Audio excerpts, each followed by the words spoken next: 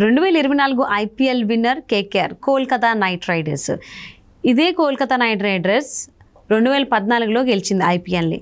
So అప్పుడు కూడా elections కనుక మనం చూసుకున్నట్లయితే అప్పుడు టీడీపీ గెలిచింది. సో ఈసారి రిజల్ట్స్ అనేటువంటి కొద్ది రోజుల్లోనే ఉంది కాబట్టి ఈసారి 2024 ఐపీఎల్కి ఎలా అయితే కేకేఆర్ విన్ అయిందో సేమ్ అలానే 2024 ఎన్నికల్లో కూడా టీడీపీ కూటమి గెలవబోతోంది అని చెప్పేసి ఈ ఐపీఎల్ విన్నర్ అయిన తర్వాత ఈ కైండ్ ఆఫ్ మీమ్స్ అనేటువంటివి సోషల్ మీడియాలో ట్రెండింగ్ అవుతున్నాయి.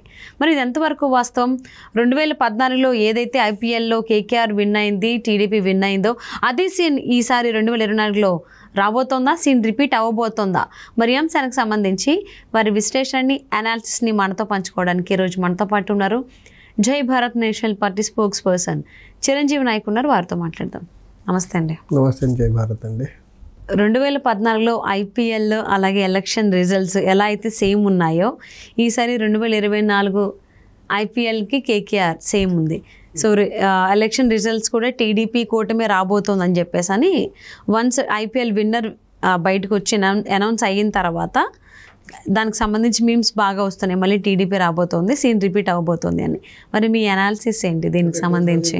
2014లో Kolkata night riders IPL final మ్యాచ్లో అపోనెంట్ ఎస్ఆర్హెచ్ ఉన్నదా? తెలియదండి, నేను క్రికెట్ వాచ్ చేయను. ఓకే. సో ఇక ఇది ఎలా ఉందంటే అప్పుడు అపోనెంట్ కూడా ఎస్ఆర్హెచ్ ఉండి ఎస్ఆర్హెచ్ మీద కేకేఆర్ గెలిస్తే ఇక్కడ మళ్ళీ టీడీపీ గెలిచేదానికి ఆస్కారం ఉందని చెప్పేదానికి కొంత హైపోథెటికల్గా లాజికల్గా ఆలోచిస్తున్నారా? అప్పుడు వైసీపీ ఉంది, ఇప్పుడు ఇక్కడ టీడీపీకి అపోనెంట్గా వైసీపీ ఉందనా? వైసీపీగానే ఉంది. అప్పుడు ఇక్కడ మనకు చూసుకుంటే టీడీపీ, బీజేపీ, జనసేన కూటమిగా ఉంది. కానీ అప్పుడు ఎస్ఆర్హెచ్ అపోనెంట్గా ఎస్ఆర్హెచ్ ఉందా కేకేఆర్కి లేదని ఒకటి చూడాలి. మరి ఎవరున్నారు నాకు తెలియదు. ఓకే, ఈసారి అయితే ఎస్ఆర్హెచ్ ఉంది. అప్పుడు ఉందో అప్పుడైతే డెఫినెట్గా ఎస్ఆర్హెచ్ అయితే ఫైనల్కి వెళ్ళి ఉండదు. సో రీసెంట్గా ఫోర్గాన్ తెలంగాణ అసెంబ్లీ ఎన్నికలు చూసుకుంటే 2023లో జరిగిన వాటిలో KTR time and again India third time hat-trick world cup కొట్టబోతుంది అండ్ ఇక్కడ కేసీఆర్ బీఆర్ఎస్ పార్టీ హ్యాట్రిక్ కొట్టబోతుందని టైమ్ అండ్ అగైన్ రిపీటెడ్గా చెప్తూ ఉండాలి అనమాట. సో రిజల్ట్ చూసాం మనం ఏమైందో. సో క్రికెట్ పార్లెన్స్కి, క్రికెట్ లాంగ్వేజ్లో మాట్లాడి క్రికెట్లో వచ్చిన విజయాలను బేస్ చేసుకొని ఇక్కడ మనం గెలుస్తామంటే ఇది జరగని పని. అక్కడ ఈ కేటీఆర్ ఎగ్జాజరేట్ చేసి చెప్పడం వల్ల ఏంటో తెలియదు, అన్స్టాపబుల్గా ఫైనల్ దాకా వెళ్ళిన టీమిండియా ఓడిపోయింది. ఫైనల్స్లో బీఆర్ఎస్ కూడా ఓడిపోయింది ఇక్కడ. ఓకే. సో అక్కడ కేకేఆర్ గెలిచినంత మాత్రాన ఇక్కడ కూటమి గెలుస్తుంది అని అనేదానికి ఇట్ ఈజ్ అన్ఫేర్. క్రికెట్ వేరు, పాలిటిక్స్ వేరు. పాలిటిక్స్ అక్కడ 11 మెంబర్స్ గేమ్, 11 మెంబర్స్ ఆడితే సరిపోతుంది. ఇక్కడ దగ్గరగా 3.5-4 కోట్ల మంది ఓటర్లు వాళ్ళ భవిష్యత్తును డిసైడ్ చేసుకునేదానికి ఓటేసే ప్రక్రియ. ఓటర్లు ఓటేసేటప్పుడు ఎలాంటి ప్రలోభాలకి దిగజారి లోబడి ఓటేస్తారో అది వేరే ఆస్పెక్ట్. కానీ 4 కోట్ల మంది ఎక్కడ, 11 మంది 11 టీమ్ గేమ్ ఎక్కడ? రెండింటికి అసలు కంపారిజన్ పెట్టేదానికన్నా ఇది ఉండాలి కదా కొంచెం అన్న. సో ఇట్ ఈజ్ అన్ఫెయిర్ అనమాట. ఆ కంపారిజనే నాన్సెన్సికల్ కంపారిజన్ అనమాట అది. ఓకే. సో అంటే ఇది జరిగేదానికి ఆస్కారం లేదు అని అంటారా? నేను జరిగేదానికి అసలు క్రికెట్ ఎవరు ఒక ఐపీఎల్ ఫ్రాంచైజీ బిజినెస్ పరంగా క్రికెట్ గెలవడం ఏంటి? ఇప్పుడు ఐపీఎల్ అంటే కంప్లీట్లీ బిజినెస్. అదేదో నేషనల్ స్పిరిట్తో ఆడే గేమింగ్ కాదు ఐపీఎల్ అనేది. ఫ్రాంచైజీస్ తరఫున ఆడుతూ ఉంటారు. అదొక రకమైన బిజినెస్ అది. సో బిజినెస్ని పాలిటిక్స్ని ఎలా రిలేట్ చేసి చూస్తాం? అది ప్రాఫిట్ మోటోతో జరుగుతుంది, ఇక్కడ సర్వీస్ మోటోతో ఎలక్షన్స్ జరుగుతాయి. సో ఇక్కడ టూ మెనీ ఫ్యాక్టర్స్ ఇన్వాల్వ్ అయి ఉంటాయి కదా. సో పోనీ ఐపీఎల్ని మీరు అనుకున్నట్టు పక్కన పెట్టేస్తే 2014లో 3 పార్టీలు కలిసి వచ్చాయి, టీడీపీ, జనసేన, బీజేపీ. సో ఇప్పుడు కూడా 3 కలిసి వస్తున్నాయి. సో 2014లో ఎలా అయితే ఎలక్షన్స్లో ఆ కూటమి గెలిచిందో మరి ఇప్పుడు ఆ కూటమి గెలుస్తుంది అనుకోవచ్చా? ఆ రకం ఐపీఎల్ని మీరు అనుకున్నట్టు పక్కన పెట్టేస్తే ఇక్కడ 2 అనాలిసిస్లు చెప్పాల్సి ఉంటుంది. 2014లో రాష్ట్రం విడిపోయింది. రాష్ట్రానికి రాజధాని కట్టాలంటే experienced leader like Chandrababu Naidu అవసరం అనుకున్నారు ప్రజలు. అప్పుడే పవన్ కళ్యాణ్ గారు జనసేన పార్టీ పెట్టి నేను ప్రశ్నించేదానికే వచ్చాను, నేను ప్రశ్నిస్తా తప్పులు జరిగితే అని చెప్పి ఆయన ఒక కొత్త స్లోగనీరింగ్తో వచ్చారు ఆయన. అండ్ 2014లో ఈ రెండింటికి పవన్ కళ్యాణ్, టీడీపీ, చంద్రబాబు నాయుడు గారి విజన్తో ప్రధానమంత్రిని ఈసారి చేయాలా, బీజేపీ గెలవాలా అనే ఒక నెరేటివ్తో, గుజరాత్ మోడల్ నెరేటివ్తో, లేకపోతే చాయ్వాలా అనే ఒక నెరేటివ్తో ముందుకు వచ్చారు. ఇన్ని ఫ్యాక్టర్స్ కలిసి వచ్చినాయి. సో ఇప్పుడు మనం చూసుకుంటే పవన్ కళ్యాణ్ గారి కరిష్మా పొలిటికల్గా ఆల్మోస్ట్ ఆయన 2019లో 2 సార్లు ఓడిపోయిన తర్వాత ఆయన గ్రాఫ్ ఆల్మోస్ట్ డిటోరియేట్ అవ్వకుండా వచ్చింది. అండ్ ద సెకండ్ థింగ్ ఏంటంటే ఆయన 21 సీట్స్కే కన్ఫైన్ అవ్వడం వల్ల టూ మెనీ క్వశ్చన్స్ ఆ పార్టీ మీద, ఆ పార్టీ లీడర్షిప్ మీద ఎరేజ్ అవుతున్నాయి. అట్ ద సేమ్ టైం 10 సంవత్సరాలుగా సెంటర్లో నరేంద్ర మోదీ అధికారంలో ఉండి యాంటీ ఇన్కంబెన్సీని ఫేస్ చేస్తున్నారు అతను.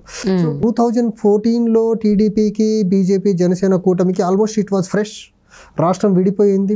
రాష్ట్రం విడిపోయిన రాష్ట్రానికి రీబిల్డ్ చేయాలా, క్యాపిటల్ కన్స్ట్రక్షన్ జరగాల, విభజన చట్టంలో పొందుపరిచిన అంశాలన్నీ రావాలా, పోలవరం ప్రాజెక్ట్ అవ్వాలా, రైల్వే జోన్ రావాలా, స్పెషల్ కేటగిరీ స్టేటస్ రావాలా, అబవ్ ఆల్ అసలు చాలా ప్రెస్టీజియస్గా అనుకుంది క్యాపిటల్ కన్స్ట్రక్షన్. సో అన్ని బేస్ చేసుకొని ఆ రోజుల్లో కూటమికి సపోర్ట్ చేశారు ప్రజలు కూడా.